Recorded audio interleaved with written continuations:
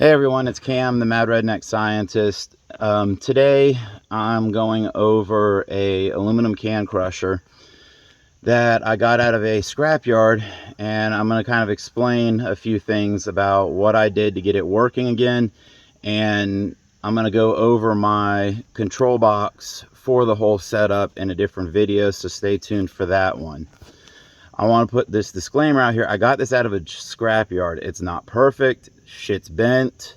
But I make it work and I do what I got to do. So let me show you what I'm working with here. And I won't bore you any longer. So this is the can crusher itself. And then here we have the conveyor that loads into the can crusher. Has a three-phase motor for the crusher. The conveyor has a three-phase motor, and it does not, and I do not have three-phase here. That is in, I'll explain how I get this to run in the second part of this video.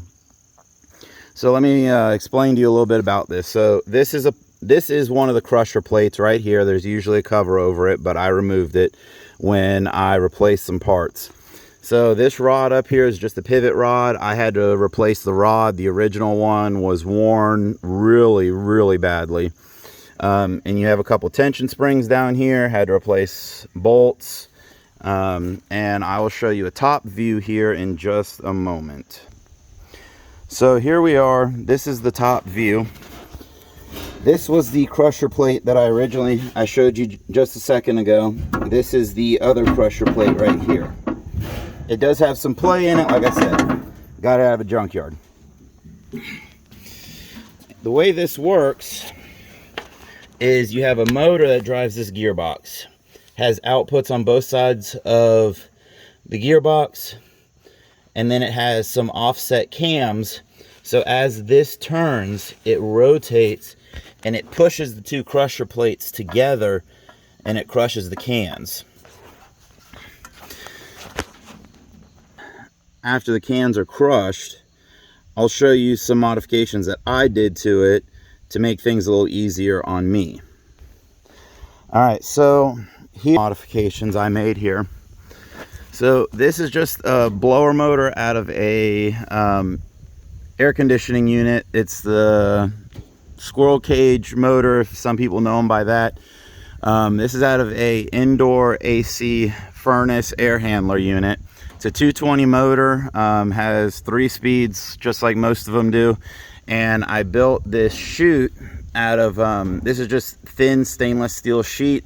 What happens is as the cans come down, they get crushed, they get dropped into this. Well, this blower motor is pushing air through this channel up here, and then it actually the cans get discharged here. The reason I did this is because my trailer will sit just underneath this, and it basically loads them into the trailer as they get crushed. Minimal handling time. There are some things I still need to do. I had to move it, got a big old dent in it I got to clean out. I still need to make an actual permanent mount for this side, but that may all get modified in a later video. So let's move on to the conveyor. This thing has seen better days. The hopper is all bent. I need to re-straighten it after attempting to move this, which is extremely difficult. Basically, when I get cans in, I dump them into the hopper. They sit down here. And then the conveyor will run and it picks up cans, runs up.